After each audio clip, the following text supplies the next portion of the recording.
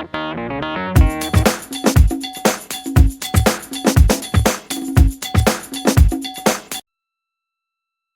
and thank you for joining us today. This is Kevin Benedict, SAP Mentor and Enterprise Mobility Analyst. Again, I want to welcome you for joining us today. I have as my guest Yuval Brisker, who's the CEO of TOA Technologies. Welcome, Yuval. Thank you very much, Kevin. So for our listeners that may not be familiar with you, Yuval, why don't you introduce TOA Technologies and what you're focused on? Well, TOA Technologies is really the only cloud-based enterprise-level provider of on-demand mobile workforce management solutions. So that means that we provide a complete solution, an end-to-end solution for managing mobile employees, anybody who actually does what I call structured work in the field, anywhere in the world, on a completely cloud-based enterprise app. So we provide what we call ESaaS, that's enterprise SaaS, which really takes SaaS, software as a service, to a different level with a very unique platform that focuses on a lot of very intelligent algorithms to help companies run their mobile employees better, with a view towards better time management, better performance management, and better customer service. Okay, so I see that right here on your front page of your website. It says TOA Technologies makes managing your mobile workforce smarter, faster, and easier. And I'll stop there for a moment. What do you mean by smarter? Well, our whole approach to mobility and mobile workforce management is that you need to bring a certain, or a great degree of intelligence to the process and of understanding how people work and how people work in the field. So our solution doesn't actually look at the population of people working in the field, whether there are 50 people working in the field for your company or 50,000 people working in the field, as a mass, as a default mass of averages. What we look at is how actually people actually do work, down to the level of the individual. And our solution looks for patterns and pattern recognition in the way people actually do work. So you and I, Kevin, could be doing exactly the same work, exactly the same work schedule, doing the same thing from 9 through 5, but each of us will have a different way of doing it. And even if that difference is slight, it takes me maybe 5 minutes longer to do the task than it takes you, or it takes you, 20 minutes less to do a task that takes me, 20 minutes more. Those variances in the way that I do work, they usually are, can be identified as in patterns of people's behavior. And so what our system does is actually it tracks those patterns in real time and creates a performance pattern profile for each and every person working in the field, almost like a real-time time motion study. Okay. And uses that time motion study to literally tailor the workday for each and every person working in the field, so that they can do the work that they can actually do accurately, on time, and with the right amount of work for each day. That's what I mean by smarter.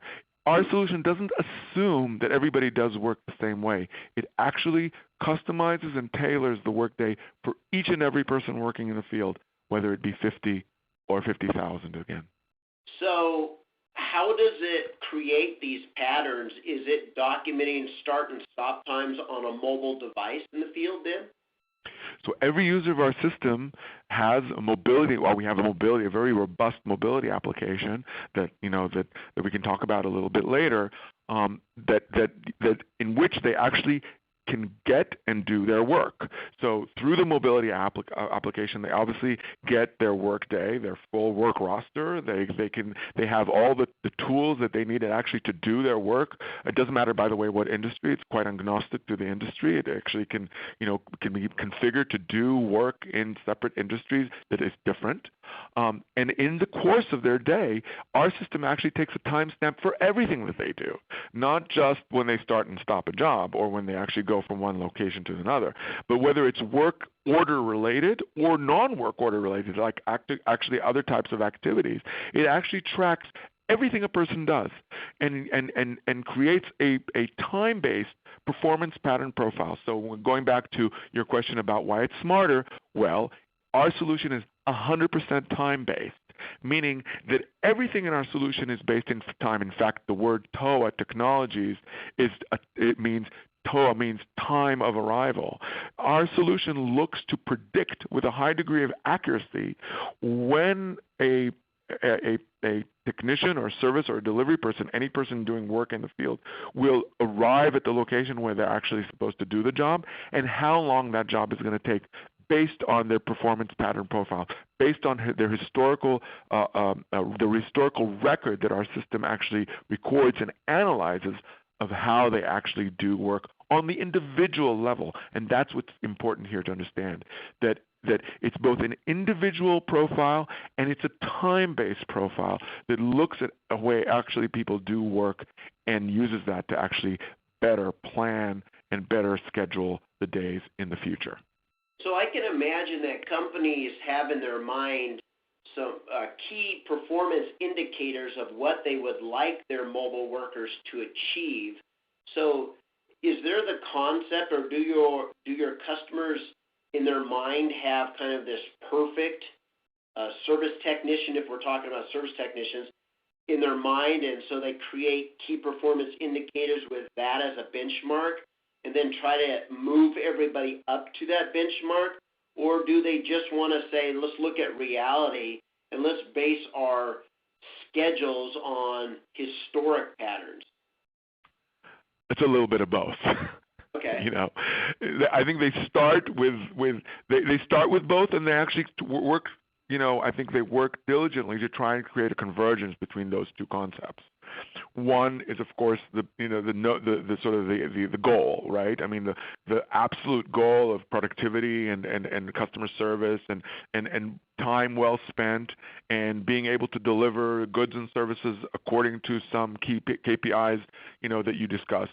And I think every company, and we actually encourage it, that our customers actually sit down internally and think to themselves what good looks like. Yeah. What is good for you? But then you have to overlay that, with the reality. And the reality is not perfect. And people are different. And some people are doing, maybe work slower, but might be doing more quality work. Other people may be working faster, and they may be doing less quality work, or vice versa. There's no absolute in those terms. What we say is, please, first let's work together to understand and define what good is, and then let's overlay the reality and the real-time picture of what's happening actually in the field, and then together we'll work together to build a plan to basically, converge those two things into one, and ultimately try and reach your goals as much as we can. I think it's quite usually, when you start really putting the down on paper what good looks like, it's usually an unattainable goal. But just having something to work towards is important, and I think our system actually enables our customers to actually both have those goals and be able to juxtapose those goals with the reality of what our system actually sees and tracks in the field. At the end of the day, our systems we say our system is really an advanced analytics and reporting system. It's a dashboard and analytics system.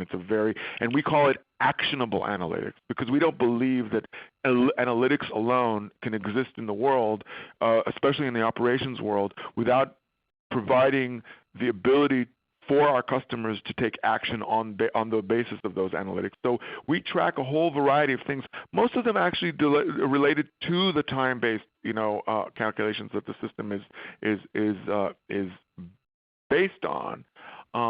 But we can give them a really broad and comprehensive cross-section of the kind of performance that they can see in the field vis-a-vis both productivity, time spent on the road, on-time performance, vis-a-vis customers, customer satisfaction, et cetera, and really start, overlaying and juxtaposing those metrics and giving our customers a very profound, but most importantly, real-time view of the field, because I don't believe that analytics per se are what managers are looking for.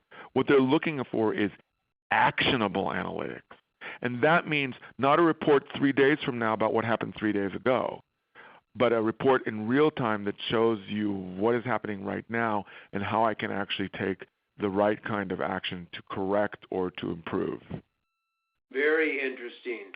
So you also talk about, I was just reading a blog that you had written recently about HTML5 and how significant you feel HTML5 is to enterprise mobility.